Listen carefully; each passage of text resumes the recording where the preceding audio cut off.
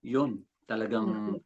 pasok na pasok ang ating konteksto sa darating na EDSA People Power Revolution Anniversary. Kaya siguro ang ating mga kababayan dito sa Europa, ang ating mga OFW sa buong daigdig ay alam kung ano ang pangyayaring ito sa nakalipas na 40 taon. Subalit maganda kasi nating tanungin ngayon kung ang ano na ba ang nangyari pagkatapos ng 4 na dekada ng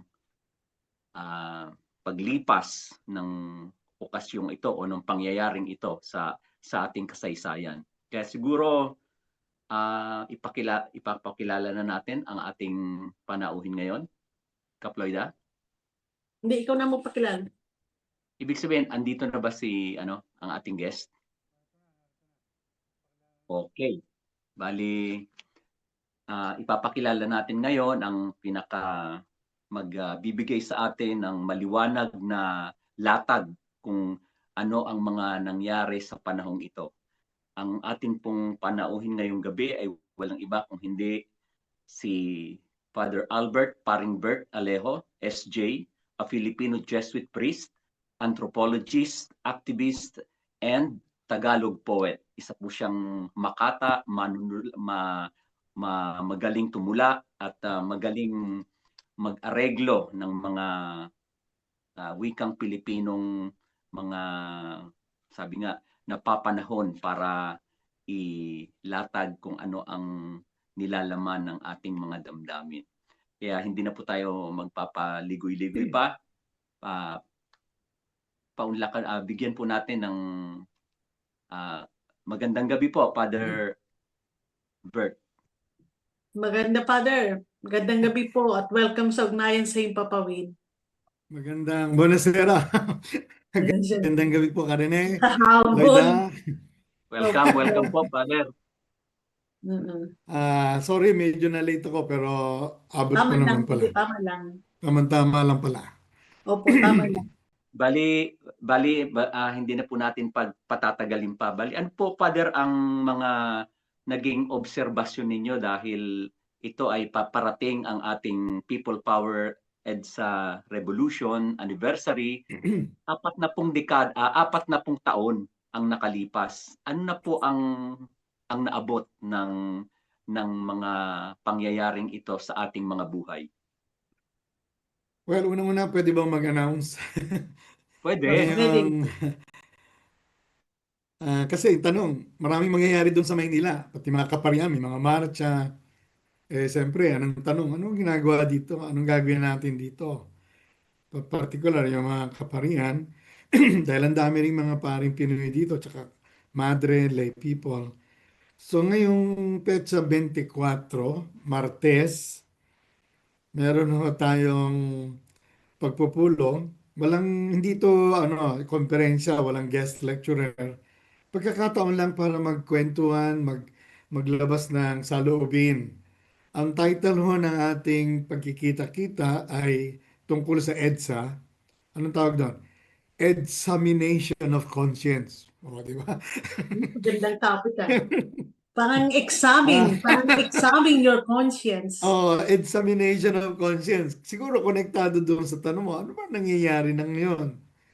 Mukhang sinasabi na milagro yung nangyaring people power na peaceful revolution ng araw ng mga panahon ngayon. Okay, no, siguro nga milagro yon. Pero anong nangyari sa milagro? Kaya maganda ring harapin yon. At particular, ng mga panahon na yon, makita mo sa mga litrato, baka malaki yung nasa frontline yung mga kaparian, mga nakaseminarista, nakasutana pa. Nabanggit nga ni Lloyda kanina, yung mga lay people, may dala-dala pang rosary, Ma'am Mary. Ngayon, na maraming pinatay, bakit may mga pari pa rin na pumapalakpak pa o nagtatanggol at sila pa yung nangangatwiran na although ibang klase yung ginawa ni Duterte, pwede namang mapagpasya pasensyahan yan dahil may iba siyang magandang layunin. Nakakalungkot yun. Kaya nga ang panawagan namin dito sa pagkikita-kita ito, colloquium o communal reflection, ay EDSA, Examination of Conscience. So ano to, sa ngayong Martes, Pecha 24, alas 2 hanggang alas 4, doon po sa bahay ng mga SVD, yung malapit sa piramide. Mamaya, bibigay ko yung, merong, pinadala ko kay Lloyda yung poster, Yes, baka semester pwedeng na ikalat nasulat sa ko. ating mga tagapakinig at tagapanood. So yun muna yung aking advertisement na gusto kong sabihin na itong ginagawa natin pagtatanong, pagninilay, ay kasama rin po yung mga taong simbahan, mga reliyoso sa pagninilay.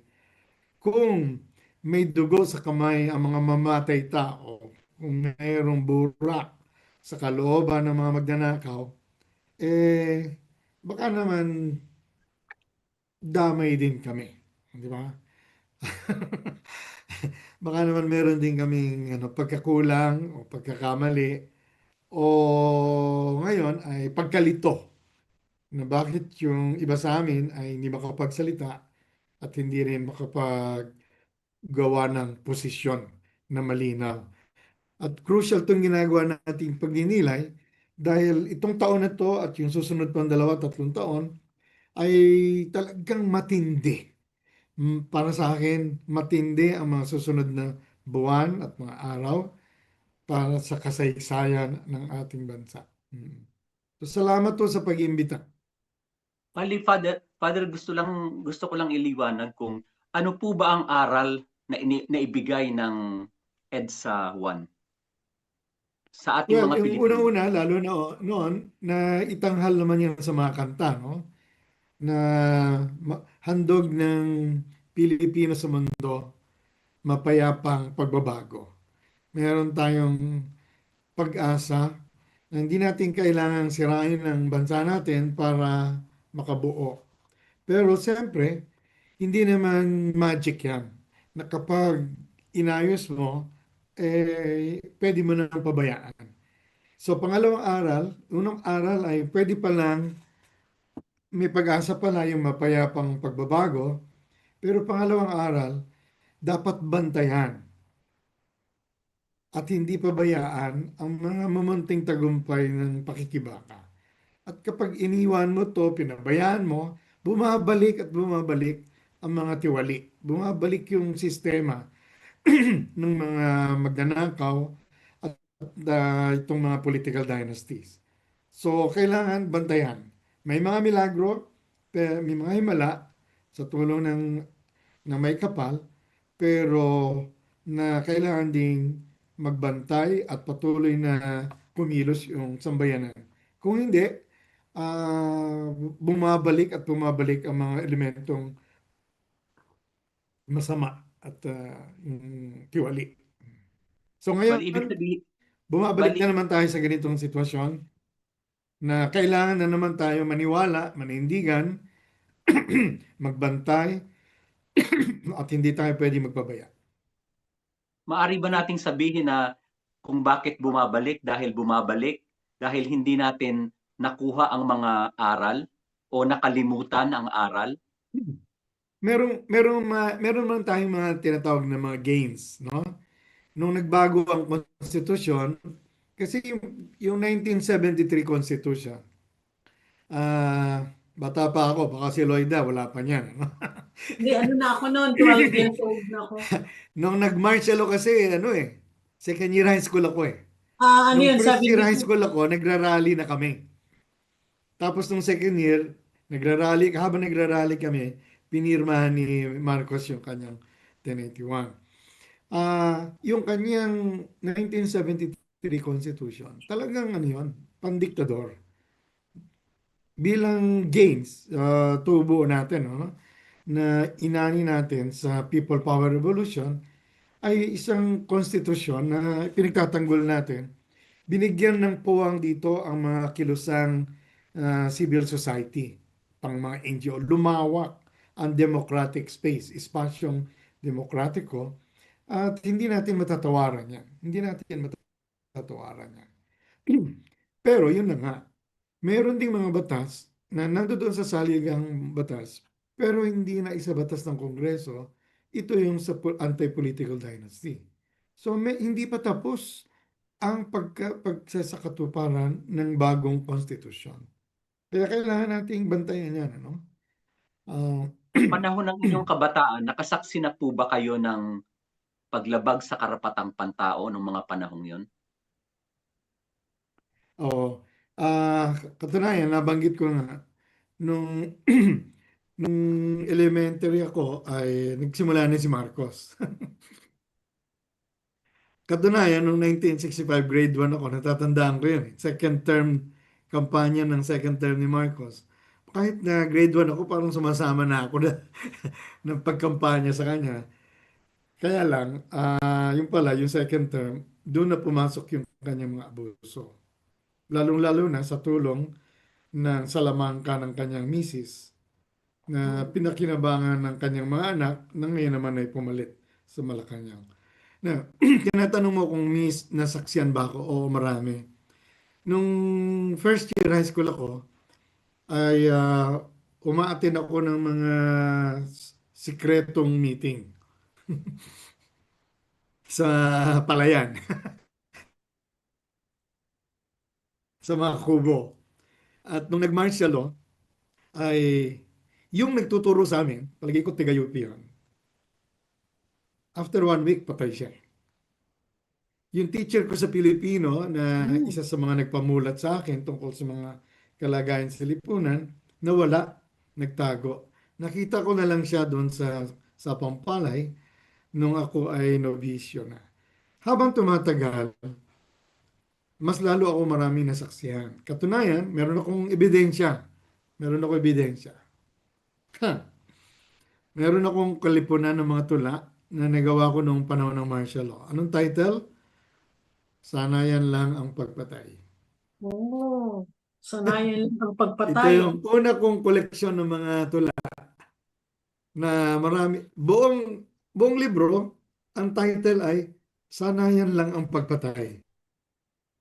Dahil noong mga panahon na yun, marami ako nasaksihan ng mga paglabag sa karapatang pantao magmula sa Maynila patungo sa Bukidnon at sa Davao. Katunayan, matagal ako na-assign sa Davao. At marami akong mga tula dito na hango pa sa mga mga karahasan na nasaksiyan ko, narinig at naranasan doon sa Mindanao at gayon din naman sa Kamaynilaan. Aminin ko na may panahon na nagkasama kami ni Amy Marcos sa opisina. Kaya lang, marami na akong nagiging tanong. Working student ako noon eh.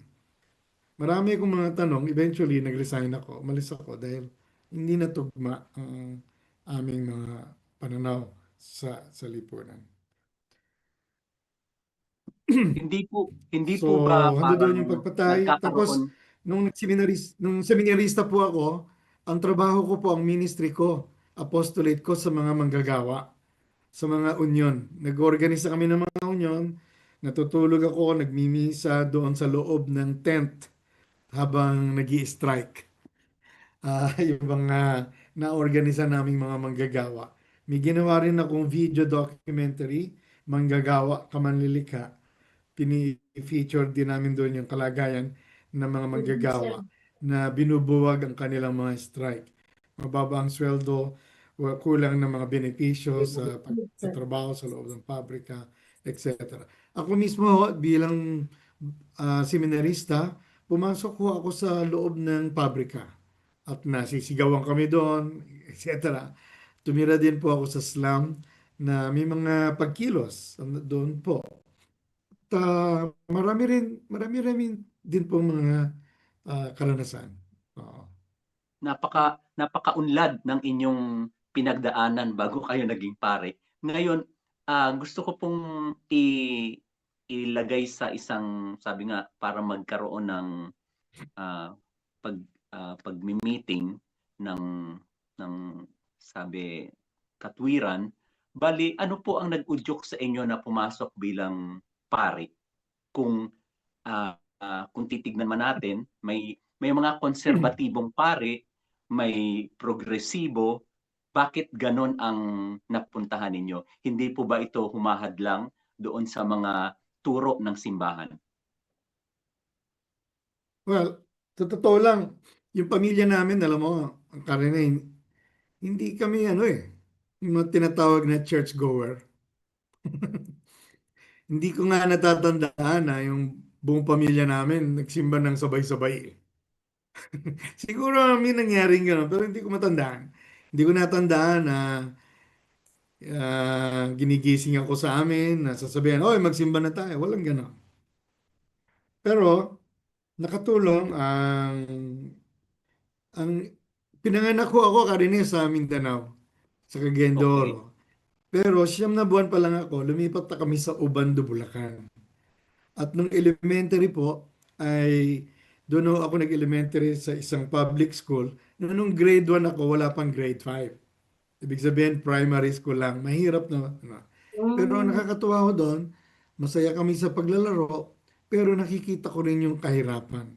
Katunayan, nung grade 5 ako, sinabihan ko yung teacher ko, Ma'am, bakit hindi nyo kami pinapagawa ng tula? Kinabukasan, sinabi ng teacher, Class, ngayon, kumuha kayo ng papel, susulat kayo ng tula. Ba, nadamay tuloy yung mga kaklase ko. Ba't ko kinukwento to? Mm. Ano yung unang tula, dalawa kong tula na nalikha? Yung una tungkol sa kalikasan, yung mga pagbabago at pagkasira ng kalikasan. Pangalawa, yung pagdidildil ng asin ng mga mahihirap. Grade 5. Ibig sabihin, yung karanasan ko nagsimula doon sa pagmamasid, kamalayan, pagkamulat sa mga nangyayari sa paligid. Kasama na ang pagkasira ng kalikasan at ang natandang-tanda ako. Wala, kaya lang hindi na itago yung tula ko. Tungkol sa kahirapan na ang tawag ko doon ay pagdidildil ng asin ng mga mahihirap. At magmula noon ay naging mulat ako doon sa mga nangyayari sa paligid. At merong nagturo ng katisismo, meron ding mga parang kuya-kuya ko na nagbibigay ng paliwanag kung ano nangyayari sa Maynila nung habang nasa Ubando ako. At nadagdagan ho yan sa aking pagkamulat. At yung Boy Scout ho nakatulong din, yung scouting. Kasi bata pa ako, maliit na bata. Biro mo, gumaganyan ako. On my honor, sa ngalan ng aking dangal, ako yung nanunumpa. Di ba? On my honor, I will do my best to do my duty to God and my country and to obey the scout law. Ba? Isipin mo, bata ka pa lang, may honor ka na. Meron ka pang duty. Meron ka pang God, may country. Ang ganda ng kombinasyon eh. Ang ganda ng kombinasyon. At katunayan, mas nauuna sa kamalayan ko noon yung duty kaysa karapatan pa nga eh. Mas una ang pananagutan kaysa basta karapatan ko. Pananagutan ko sa karapatan ng iba, pero mas una ang pananagutan ko sa iba kaysa sa sarili kong mga karapatan. Ang ganda eh. No? Tapos, my God and my country. Mm. At natuto rin ako sa paggawa. Meron kaming rattan furniture. Maya-maya po, nag-iisip na ako, ano ba ang magiging kinabukasan ko? Para saan ako nabubuhay? At doon nagsimula yung pagtatanong ko, saan ko kaya ilalagay? Nung una, gusto ko rin nung maging scientist. Katunayan, yung first year college ko sa UST, biochemistry. Pero nakita ko po sa mga library, yung mga libro ng mga Jesuit, na ang tema lagi nila ay faith and justice, pananampalataya at katarungan. Kaya sabi ko, baka pwede ako dyan. And may malaking pagkakamali yung Jesuit, tinanggap nila ako. Kaya Mm. lumipat So, balik ako. tayo. Balik ulit tayo doon sa ano ngayon, sa paparating na celebration ng EDSA. Father, ano ang naging papel ng US sa EDSA Revolution? Sa palagay mo ba nagtagumpay ang EDSA kung hindi nang himasok ang US? Kasi based sa kasaysayan, alam ko at alam natin lahat, no, ako noon eh, second year high school ako nang nagkakaroon ng EDSA Revolution. Alam ko na sila ni Marcos na exile sa Pilipinas at doon sila pumunta. Kung baga, in other words, nagtago sa Hawaii. So ano ang naging papel ng US sa EDSA Revolution? Sa palagay mo magtatagumpay ba ang EDSA kung hindi naghimasok ang US? Kasi based sa kaalaman ko, parang ang isa pang nasa isip ko, ano ang inoffer ng US kay Marcos kaya pumayag siyang sumama o nakumbinsi nilang mag-exile pa. So, na kung tutusin ang mga military noon, mayroon pa rin mga na 70% o 60% na nandun pa rin ang loyalty kay Marcos. Pero ang sa akin lang na katanungan, ano ang naging papel ng US sa EDSA Revolution at paano sila naghimasok or bakit nakuha nila o nakumbinsi nila si Marcos na sumama sa kanila or mag-exile? Kasi sa Hawaii siya nagtago eh. So parang ganun ba? Well, siyempre, laging may pakialam yung US eh. Pero sa totoo lang ha, may pakialam, nakikialam din ng China ha. Mm. Oo, hindi kay by the time kasi alam natin eh parang kinuha siya, So, di ba? Dinala siya sa pero Hawaii. gusto kong sabihin na yung US, nakikialam talaga yan. At siguro nga, Mm. pwede mong sabihin na baka hindi nagtagumpay ang people power kung halimbawa ay hindi kinupkop ng US si Marcos. Pero isang posibilidad din, mapapatay si Marcos sa loob ng Malacanang kung hindi siya nakatakas. Kung hindi siya Ma, sumunod. kasi sinugod na ng mga tao yung Malacanang eh. Pinasok na eh. Okay? Now, may papel ang trabaho ang mga galamay ng US diyan. Pero ayoko tatanggihan ko naman na sabihin ang bida diyan ay US. Hindi ko naman sasabihin na ang bida diyan ay US. Kagagawa niya ng US. Kasi para bang binabaliwala mo yung pagkilos ng mga tao diyan. Mali naman yun. Mali naman yun. Mali yun. Maraming mga factors yan. Hindi lang yung galaw ng US. Kung susundan mo yung mga dekada na patungo doon, ay merong mga pagtuturo sa simbahan. Panahon niya ng liberation theology. Ha? Na impluensya ng halo-halo na impluensya diyan ha. May Marxismo, Leninismo. Merong liberation theology galing sa Latin America. Pero andiyan din yung non-violent movement na galing sa India, yung ahimsa na pinapalaganap noon nila Father Blanco. So merong pagkilos ng kaisipan, may pag-organisa na hindi violente. Siyempre noon, malakas din yung organisasyon ng Partido Komunista. May NPA. Andiyan din yun. Kaya lang, aminin natin, nagkamali sila. Nag-boycott sila. Kaya naiwan sila sa kasaysayan. Naiwan sila sa kasaysayan. So, dapat tanggapin natin yan na merong mga maling mga desisyon. No? At sa totoo lang, may mga ibang paglilinis ang kilusang komunista na dapat pag-aralan din natin. Dapat matuto rin tayo dyan. Si Balita. Ninoy ay galing noon sa US. Kaya meron mga kausap din yan sa US. So makikita mo, may mga nakikialam sa ating bansa. Noon pa, Espanyol, Hapon, tapos nung panahon na yun, in China, nakikialam din. At ang US, hindi rin magpapabaya yan. Ngayon, huwag natin naman sabihin na puro labanan lang ng mga tigalabas yan. Dahil tayo rin, bilang sambayanan, ay kumikilos din. At dumating yung pagkakataon na napuno rin tayo. Napuno rin tayo. Meron kayong hindi tinatanong eh.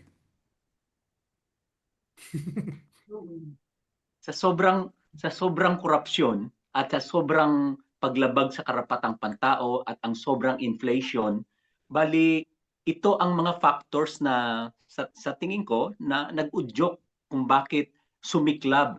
Sabi nga, parang social volcano ito na dumating yung punto na ang mga oposisyon ay ibinabandera si Ninoy na sabi nga magkaroon ng pag-asa, subalit nagkaroon ng asasinasyon kasi parang dito sumiklab yung galit ng sambayanang Pilipino.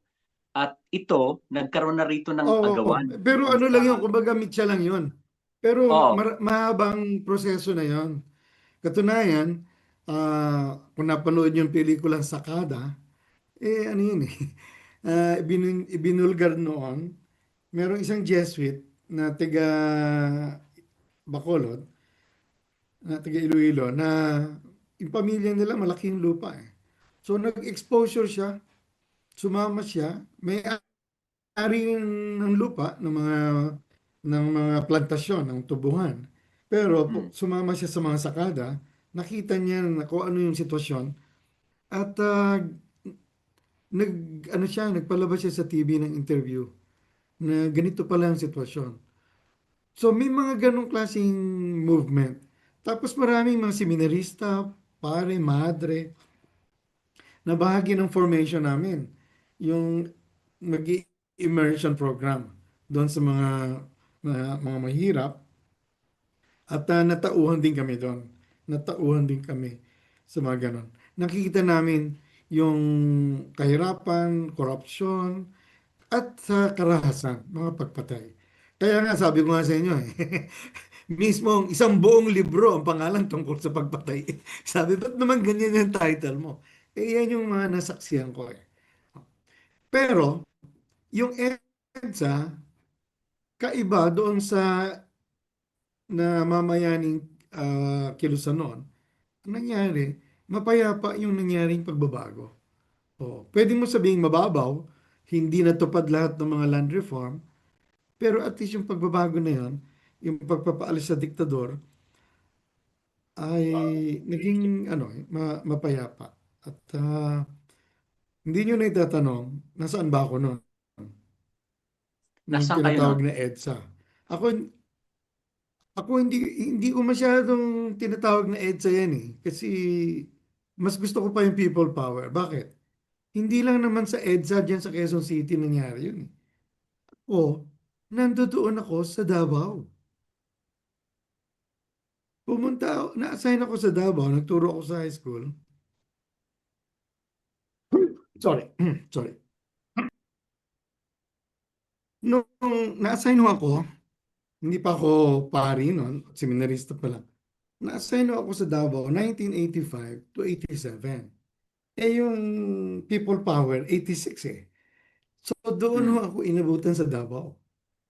Nung mga panahon na yun na nagtuturo ako sa high school, araw-araw ang balita sa dyaryo at sa radyo may pinatay. Ang balita na lang, ang tanong mo na lang kung anong street, ilan yung pinatay. Katunayan, meron ako mga estudyante na yung mga magulang nila pinatay. Meron kaming editor sa college, ah, pinatay din. Si Babette, no? Pumunta ako sa libing niya. Um, Marami yung mga pangyayari noon. Nasa Davao ako noon. Kaya ang people power po ay hindi lang sa EDSA sa Quezon City. Kaya lang masyadong naging bida yon dahil hando doon lahat ng mga camera, pati international ah, mga media. Pero Mm. kami hanggang ngayon wala pang libro tungkol doon sa nangyari sa Davao. Pero sa totoo lang laging nandoon si Cory. Kaibigan ni Cory, si Nanay Suling, na nanay ni Digong. Mm. Yung Nanay Suling, sa totoo lang doon sa Jesuit House, meron kaming dingding sa kainan. May mga litrato kami doon. Lahat ng mga na-assign na Jesuit. Puro lalaki yun. Siyempre, puro Jesuit eh. May isang babae. Sino yun? Nanay Suling. Mm. At sa Davao din, diniklara ni Cory yung boycott sa San Miguel. yung civil disobedience. Disobedience. At tuwing Biyernes noon, meron kami tinatawag na Yellow Friday Movement na meron 30 mga kotse dyan, masasakyan, na may mga ribbon, mga ano, kulay dilaw. Malakas po ang kontribusyon ng Davao sa People Power Movement. Kaya po nung nagkaroon ng nahalinhan ni Cory si Marcos, nagganap tayo siya ng revolutionary government by appointment ngayon. Sinabihan niya si Nanay Suling, baka pwedeng ikaw mag-mayor. Sabi niya, wag ako, matanda na ako. Kung mapilit ka, kunin mo si Digong, yung anak kong piskal. Kinuha si Digong na vice mayor nung nag-eleksyonado sumunod na taon na meron na tayong konstitusyon, nanalo si Digong bilang mayor. At Ayun. magmula noon, sunod-sunod na yan, na inangkin na ng mga Duterte ang buong Davao. So, Napaka ano pala ng ano, malaki utang na loob kasaysayan ni dapat ng Digong. mga Duterte kaila, ano, kaila Nanay Suling. Hindi pa to Father, ganong naisusulak ano? eh. Yeah. Father, sa palagay mo, ano ang aral na iniwan ng EDSA sa mga Pilipino? Kailangan bantayan natin ang ating kalayaan, ang katarungan. Kailangan ayusin natin ang sistema ng ating lipunan. Dapat buwagin na itong mga political dynasties talaga. Nasa EDSA, People Power Constitution yan, ipatupad na talaga yan. Buwagin yan. Kasi talagang salot yan. Salot talaga yung mga political dynasty. Pero alam mo kung bakit umiiral yung mga political dynasty. Kasi wala tayong mga matitinong political parties. Mm-mm.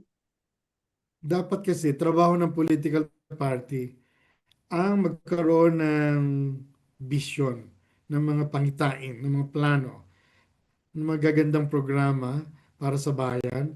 Trabaho ng political party na mag-recruit ng mga miyembro, magbigay ng edukasyon, pagpapalalim, magkaroon ng political line, ideological line, party line, at saka tactics, no? Pero wala Pahabol yun lang eh. na pahabol lang na tanong, Father. Bali, pabor ba kayo Opo. sa sang-ayon ba kayo sa impeachment ni Bongbong Marcos? Well, sangayon ako sa mga impeachment. Pero sa kasalukuyang sitwasyon, dapat hindi unahin si Bongbong. Kasi ang makikinabang niyan si Sara. Mm-mm. Katunayan, delikado si Bongbong. Kapag na-corner na ang mga Duterte, si Sara, sa mga plunder case at impeachment case, lilitaw ang mga hidden bank account. Lilitaw na ang kanilang mga kayamanan ay limpak-limpak at mga galing pa sa droga. Mm-mm. Patayin nila si Bongbong. Pag inuna mo pag-impeach si Bongbong, edi tinulungan mo lang si Sara ng pumalit. Sana So pag-isipan bali natin ito. Ayoko so kay bali Bongbong. bali Ayoko. kung Ayoko. Pero uunahin si una-una, Sara, kung uunahin si Sara at susunod si Bongbong, sang-ayon kayo doon. oo, oo, oo. Pero Mm-mm. mali. Mali yung, mali yung uunahin mo si Bongbong. Mali yan. Para sa akin ha. Kasi Okay? matutuwa niya si Sara. Katunayan, hindi na nga siya makapaghintay pa eh. Kahit na malayo pa yung eleksyon, dideklara na siya, atat na sila. Bakit?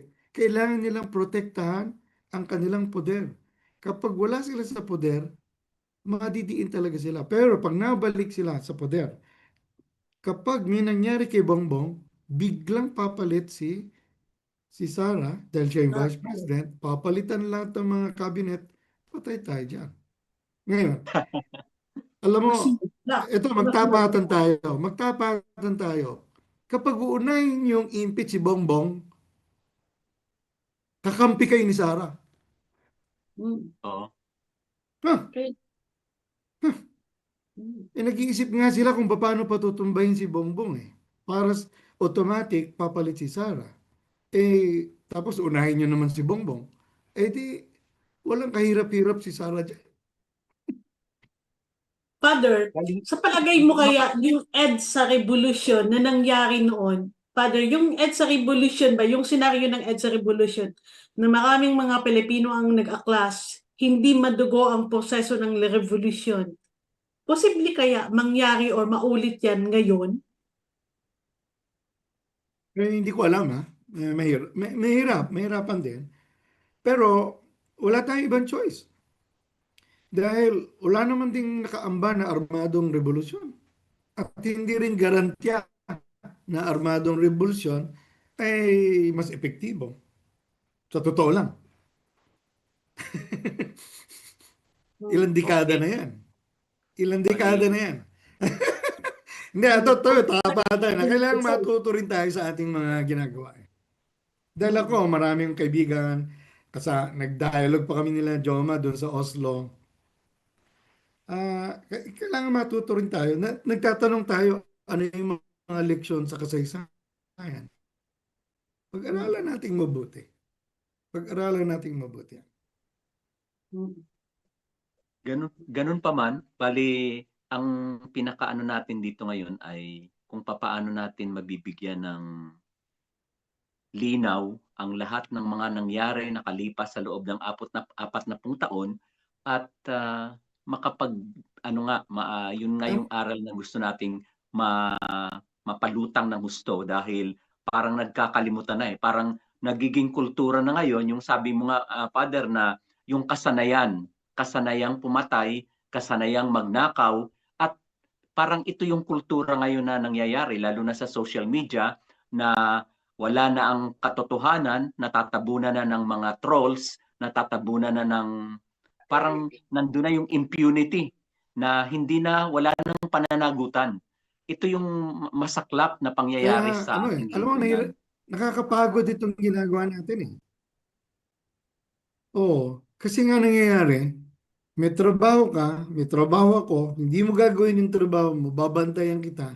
Hindi ko natuloy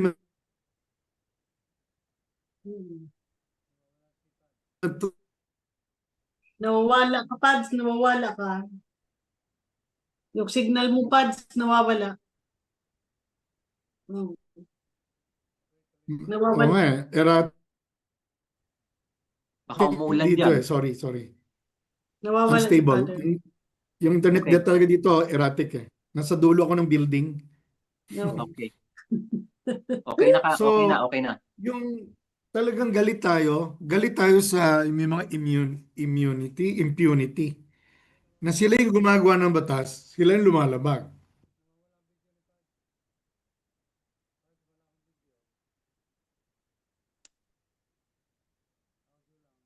Dapat meron eh. Ayan. Ano na? So, galit ako sa impunity.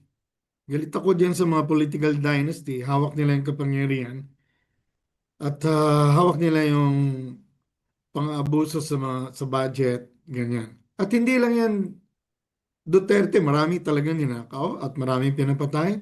At yung pagpatay ay ano yan, bayaran yan. Walang volunteer killer. Merong volunteer sa disaster management, merong volunteer sa Red Cross, pero walang volunteer sa pagpatay. Pero kasangkot din ang pamilya ng mga Marcos. Marami pang utang sa bayan ang mga Marcos. Kailangang Kaya singilin kailangan pa rin yan. sinigil. Pero in terms of tactic, hindi natin pwedeng unahin na patumbahin si Marcos. Dahil yan ang plano ng mga Duterte. Uunahan pa natin yung mga Duterte sa pagpapatumba kay Marcos. Eh di, Bali malinis na malinis. usapan natin yung palitan ng mga posisyon o ng mga pwesto. Naniniwala ba kayo sa COMELEC? Well, kahina-hinala ang takbo ng COMELEC. Kahina-hinala, pero ibig sabihin talaga niyan, kailangan magbantay tayo. Hindi lang tayo magbabantay pag nandiyan dyan ang eleksyon. O, kasalanan din ng simbahan na hindi kulang na kulang yung aming tinatawag kong faith-based political education. Ang nangyayari, pag malapit na eleksyon at saka palang sisingit yung voters education. Pero iba ho yung voters education at saka yung faith-based political education. Dapat ang voters education, yung paano pagboto. At kung Huling-huli na, kapag dyan mo papaliwanag, ano ba yung gobyerno, ano ba yung matitinong Good pamumuno, governance na tinatawag. late na yan. Ano ba yung mga karapatang pantao, ano ba late na, late na. So, ako, sa maliit na paraan, na pag-organisa, pag-seminar, ah pinapalaganap ko natin yung Catholic social teachings na isa to sa mga krimen ng simbahan na ang yaman-yaman ng tinatawag na Catholic social teachings magmula Rerum Novarum tungkol sa paggawa hanggang sa Fratelli Tutti ng bagong anyo ng politika hindi itinuturo. Kaya may kasalanan din ho kami dyan. Yung mga Catholic schools, bahagi kami sa problema. At kailangan din okay, ng panloob na pagsusuri. Kaya nga merong examination of conscience. ayos. Okay. Sabi na, Bali, dahil medyo lumalawig tayo at medyo napakaikli ng ating programa ng oras, kaya siguro sa panghuli, gusto nating makuha ngayon kung ang pinaka-mensahe ninyo sa ating mga taga-subaybay, Father Bert. Ako, sa mga taga-subaybay, mm, nararamdaman ko yung pagkalito ng marami. Naunawaan ko na ang marami sa atin ay nagsisikap lang maghanap buhay. At yung paunti-unting pakikialam sa lipunan ay umaasa lang sa mga social media na marami po dito ay nadadaya tayo. Nakikisa ako sa mga taong naghahanap ng kaginhawaan. Pero katulad ko po sa sarili ko, hinahamon ko rin ang ating mga kababayan na wag nating paghiwalayin ang karaniwang paghahanap buhay sa paghahanap at pagsisikap na mabago ang lipunan. Panawagan ko po yon. Sana kung merong mga pagkakamali at katiwalian sa lipunan, gusto ko rin tignan ano yung aking kontribusyon sa pagka, pagkakaganito ng lipunan. Ano yung kulang ko pang dapat gawin. Pero sa gitna po ng ito, huwag tayong mawala ng pag-asa. Ang mawala ng pag-asa, ang mapikon, talo. Ang mapikon, talo. Ang ibig sabihin Correct. po nito, gusto ko pong saluduhan yung mga hindi napipikon. Yung mga umulat, umaraw, hanggang dyan pa rin. Matibay. Meron ng kasabihan sa Tagalog, ang tunay na tubo, matamis hanggang dulo. O, di ba? Saludo po Okay. ako. Katapos-tapusan, gusto ko pong mensahe ay hindi lang yung galit sa matiwali, kundi pagsaludo, pagtanghal, pagpalakpak, pakikipagdiwang, pakikiramay sa mga kapwa Pilipino katulad ninyo, Lloyda at Karen at mga kasamahan sa Impapawid, na umulat umaraw, malakas o mahina ang signal, tuloy-tuloy pa rin sa laban. Okay. Habang natututo tayo sa kasaysayan, huwag nating pabayaan yung pinakadalisay na layunin. Dito tayo nakikipagkaibigan at tumatanaw ng utalo ng loob sa mga bayaning nauna sa atin, naunang nag-alay, para makakilos tayo, makapagmulat. Pero may hamon din ako sa kabataan. Sa kabataan. Pati na rin sa hindi masyado pang mabata.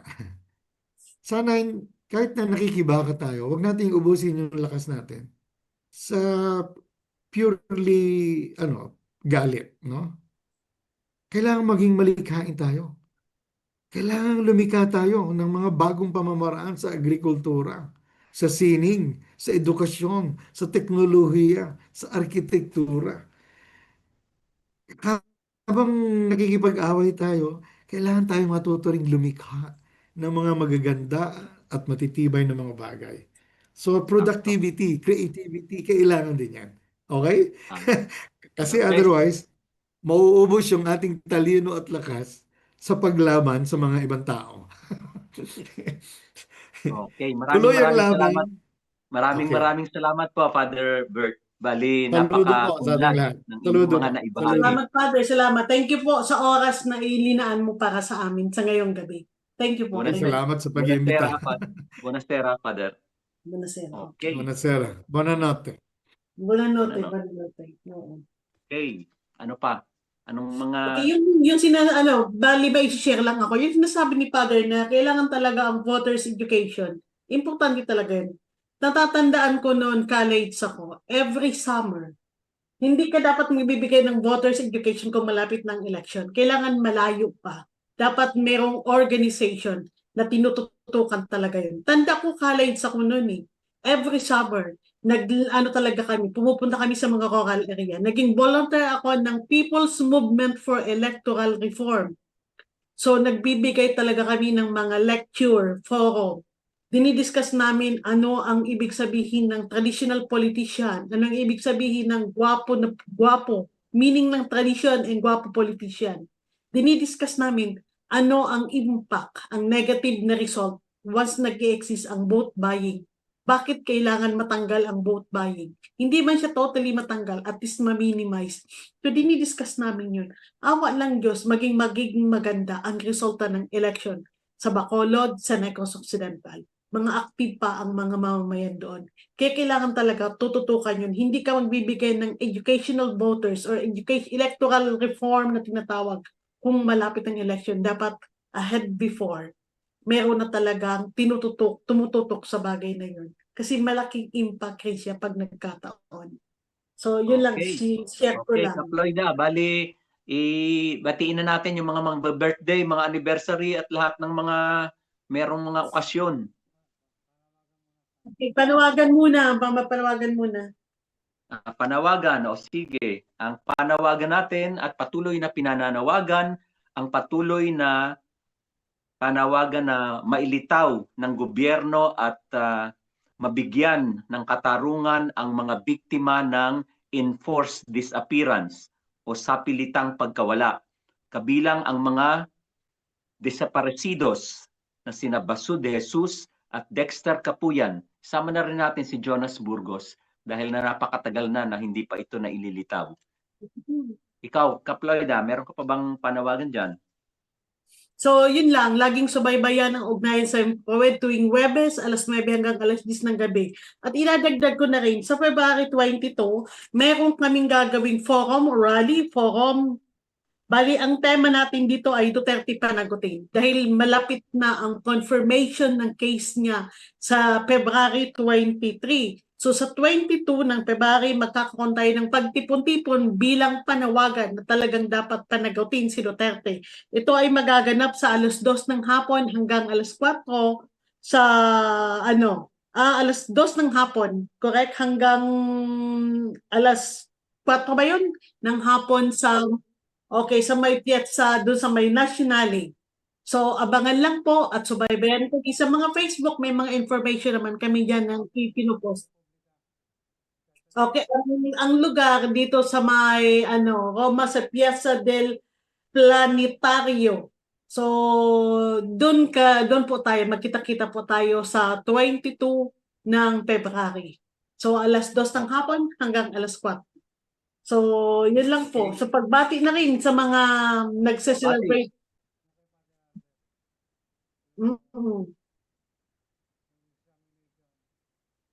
Ang kay Father Albert Man, panawagan niya na kung maaari, samahan rin po sila na umattend or maging bahagi isang tinatawag na examination. Kung baga, to examine your conscience. Pero ang title nila or ang pamagat ng event nila ay Examination of Conscience. Ito ay ang communal reflection toward historical honesty and moral clarity. So, ito ay ang event nila ay gaganapin sa Colegio del Verbo Divino Via de Verbite.